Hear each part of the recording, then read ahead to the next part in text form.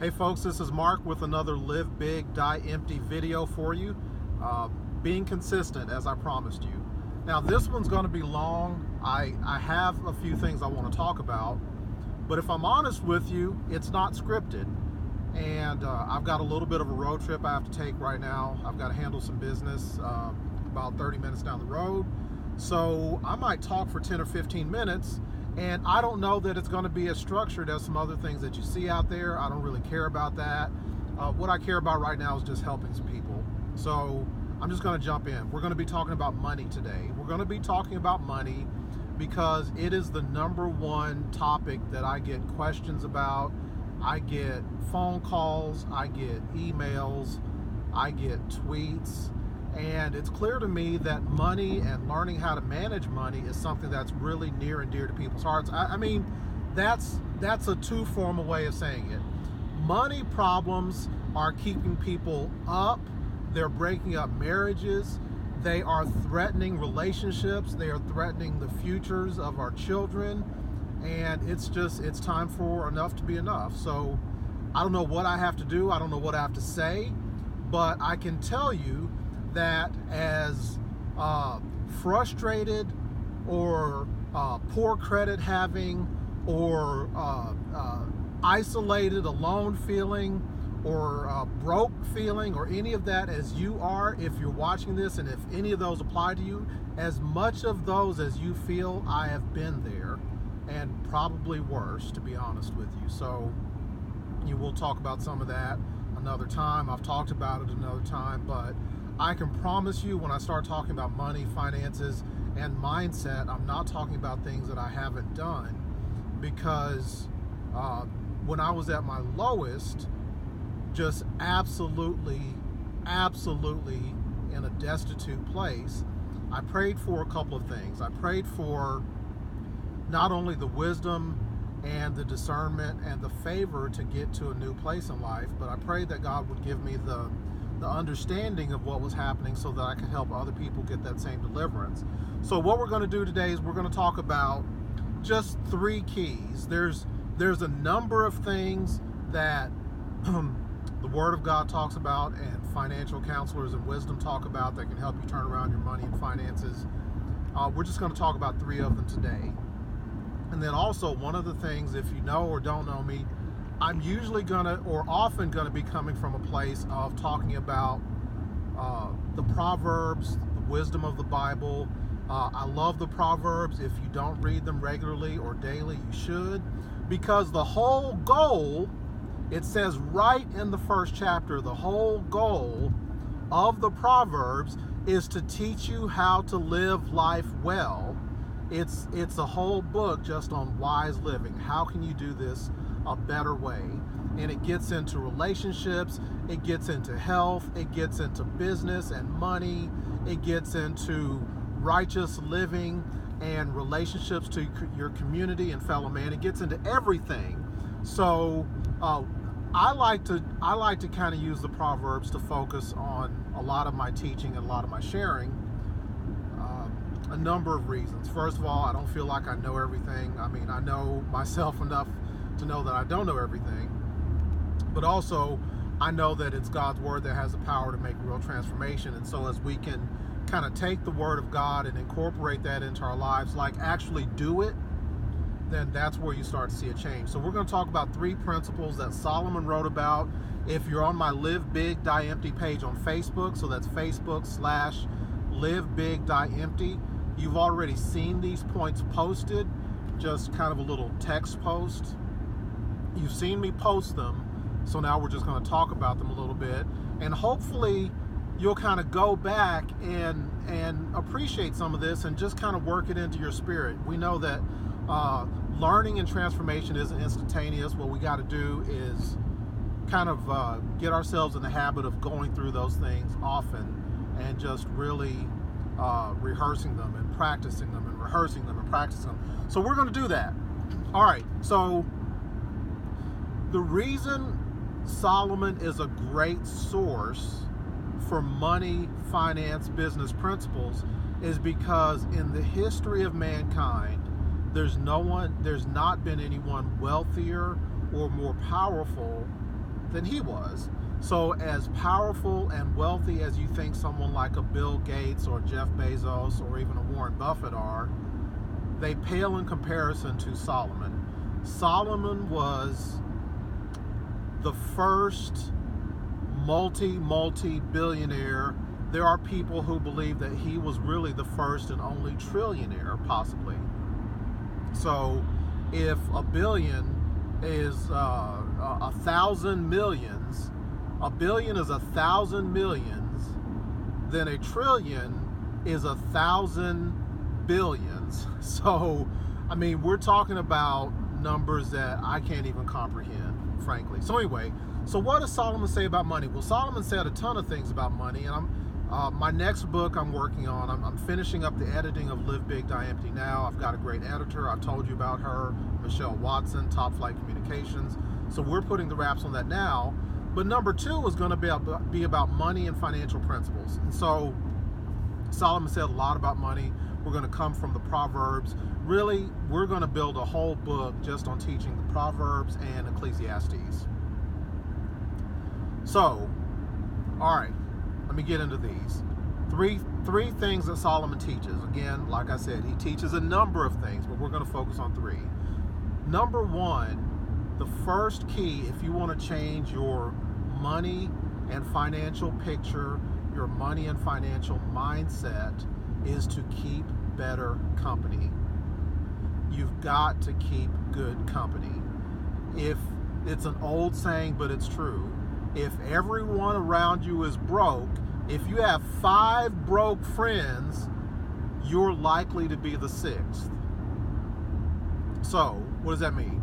What it means is a lot of our habits, whether it be relational, health, money, they are really more learned than they are inherited, and they're soaked up almost by osmosis from our environment than we realize. I mean, we really are the product of our company. We're the product of our environment much more than we think we are. Much more than we think we are. So one of the first things you have to do if you want to change your money mindset is you have to change the people that you're around. If you're not around wealthy, prosperous, successful, goal-attaining people, then you've got to get yourself around some wealthier, more successful, goal-attaining, progressive people. Period. End of story. You cannot hang around with geese and chicken and expect to soar and hunt like an eagle. Trite, cliche, but I promise you, there's someone in your life right now that you probably need to spend less time with. There's probably people on Facebook and social media that you got to stop following, and there's people that you have to find to add into your life. You have to improve your network. You have to. I'm yelling a little bit. Let me calm down. So there's someone you have to add to your life. I don't really like to talk about subtraction all the time. I want to talk about addition. You know, this modern society glorifies in cutting people off, and all that. I don't really want to focus on that. I know that we need to do that from time to time, but here's the thing, folks. You're going to gain more by addition than you are by subtraction. That's just simple mathematical logic. So what I suggest is that you find someone that's doing better than you in an area where you want to do better, and invite them to coffee, invite them to breakfast, invite them to lunch. Do what you have to do to get around more successful people. One of the things that I started doing is I started changing my physical environment as well. So instead of even working at home, if I had to write, I'd go to a Starbucks, but not maybe just a Starbucks, but a Starbucks in a more wealthy, prosperous part of town. So I could be around people that looked and walked and smelled and talked more like I wanted to look, smell, talk, and act and be. Or you can, if you're the type that likes to work and write outside of the home, which I do, you can go to the lobby of a pricey hotel and just spend time in better environments. More successful people, better environments. Spend time in places that reflect where you want to be in life. join clubs. One of the things that I did was join the Rotary Club. Now, people laugh at me because they said, oh man, the Rotary Club is just a bunch of old white guys and yada, yada, yada, and all that. And when I joined, I know I lowered the average age of the group, but that's fine. I love those people. And one of the things they did for me is it showed me how to network, who to know, how to contribute and give back, how to think about money, how to look at opportunities. You've got to change your environment. So Solomon put it this way. He said, he who walks with the wise becomes wise, but the companion of fools suffers harm. I love that. What it really comes down to couldn't be put more simpler than that. He who walks with the wise becomes wise, and the companion of fools suffers harm. So if you're around people who are making less than great decisions, it's harmful to you. And I think it's Paul that wrote it this way. I do not have this in front of me, but he says, do not be deceived. Bad company corrupts good morals. Now, I like that verse the most, and I will have to look up and maybe put in the notes where it is. I can't remember, forgive me. But he says, don't be deceived.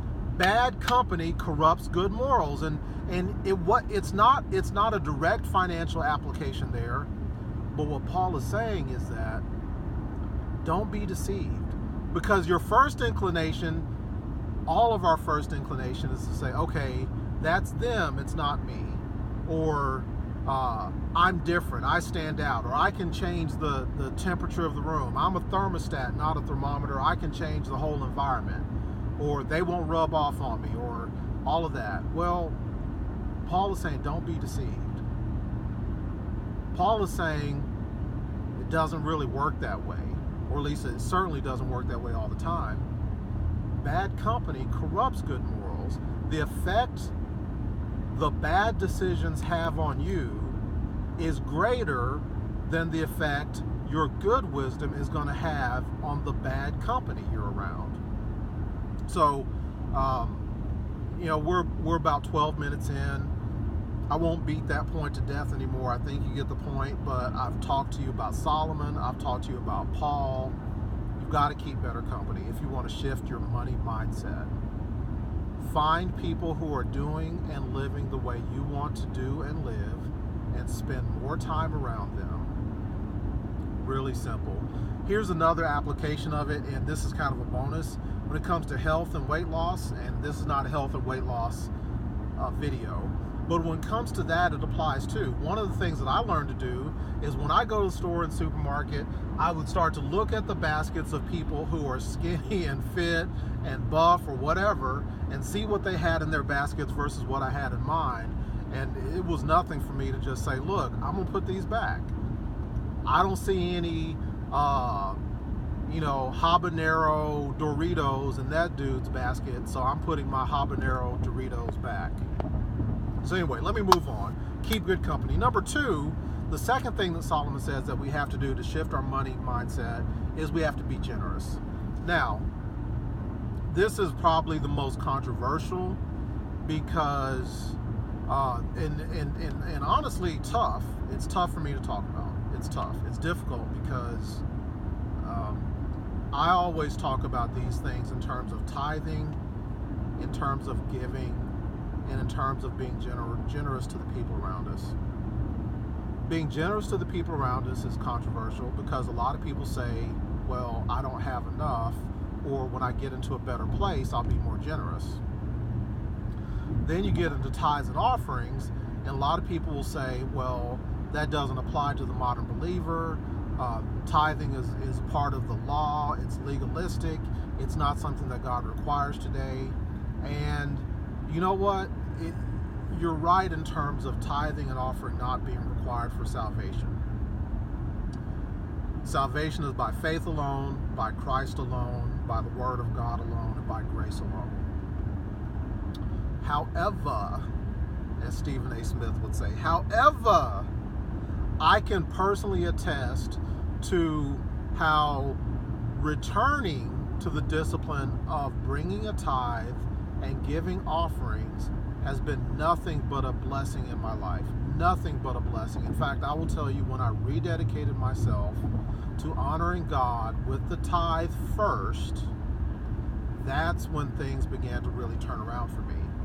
And so you say, okay, Mark, that's not difficult to say. Well, it is difficult for me to talk about. It's difficult because a lot of people are going to say that's heretical, or a lot of people are going to say that I'm just browbeating people or carrying the water for the church or the institution or that.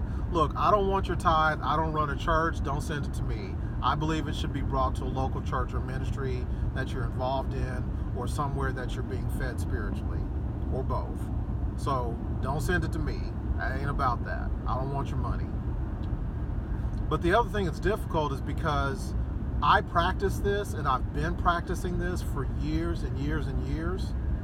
And so I'm putting God to the test, and I don't want to be on here doing videos about tithing, and then people look at my life and see that it doesn't appear to be blessed or like God is responding.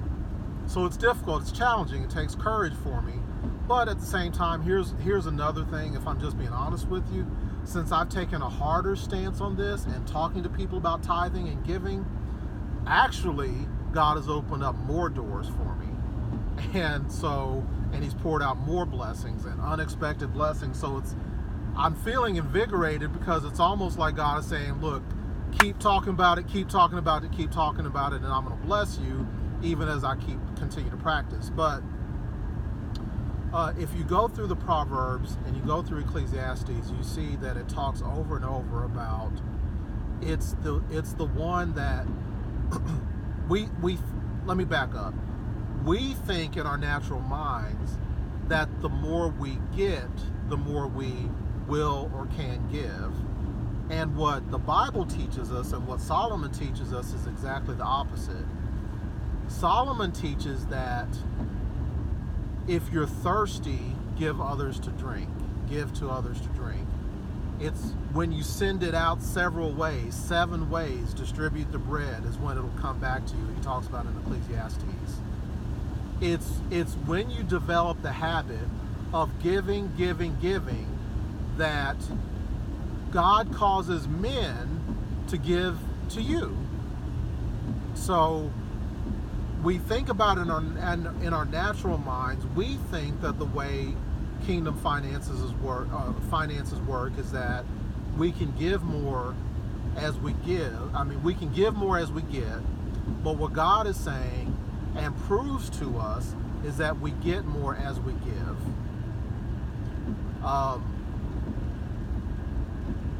One of the beautiful things about the tithe is that it's defined technically as 10% of your income, 10% of your gross income, if you wonder where I stand on that. And the beautiful thing about it is that it's 10% for everybody. It's 10% for everybody. So just as a millionaire would say, oh my God, 10%, that's $100,000. If I make $1 million of income, I've got to give $100,000, and that's a lot of money, and I'm just not sure I can do it.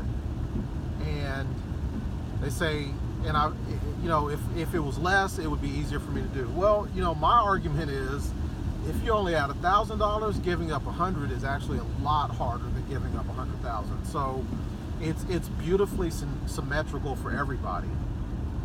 It's beautifully symmetrical. So anyway, let me keep pushing on. I don't want this to go too long because I don't want you to tune out, but I hope you're getting something out of this. So I want to talk about another key that Solomon discussed. The other key, real briefly, that Solomon discussed is acting honorably when it comes to money. Acting honorably.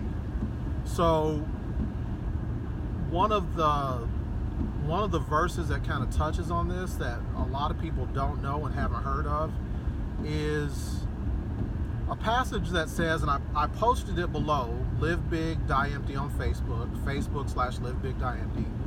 But it says, when you have it to give it today. When you have the bill to pay, the money to pay it today. Don't tell them, I will come back and do it tomorrow. In other words, when you have it, do it. it's almost like there's an acknowledgement that there's times that you can't do certain things financially, and that's okay. But when you can, don't put it off.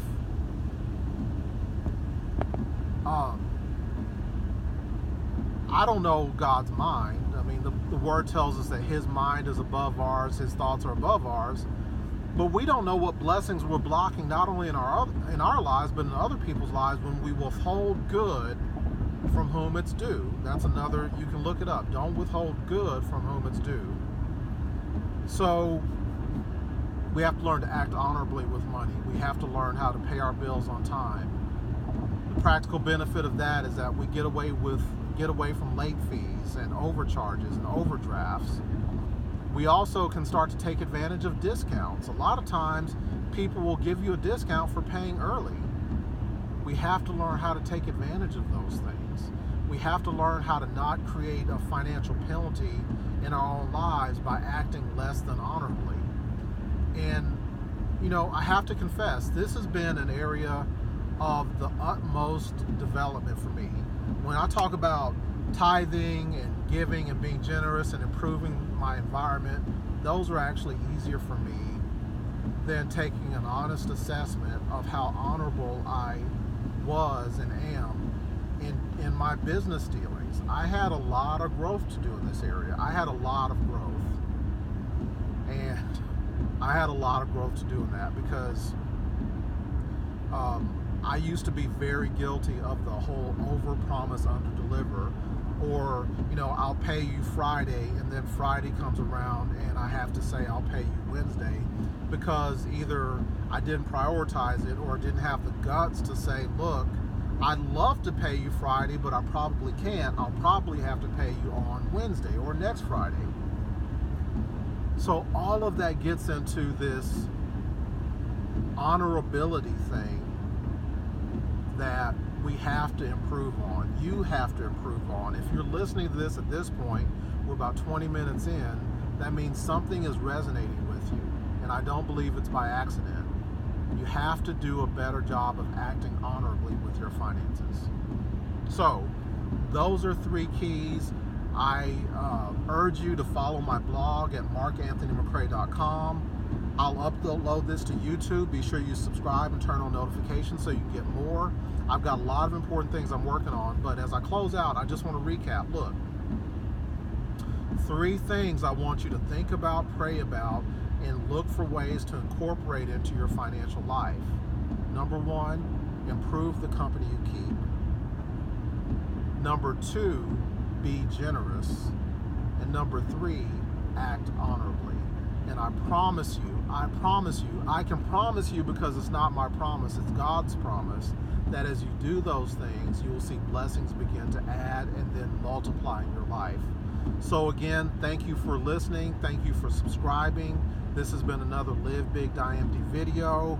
As corny as these can be and as silly as I feel doing them, I made a promise that 2018 would not be a year that I wimp out and get away from doing videos. And I just want to help you guys out. I hope this addresses some of your questions. I'm out of here. I'm almost to my destination. To your prosperity, be blessed.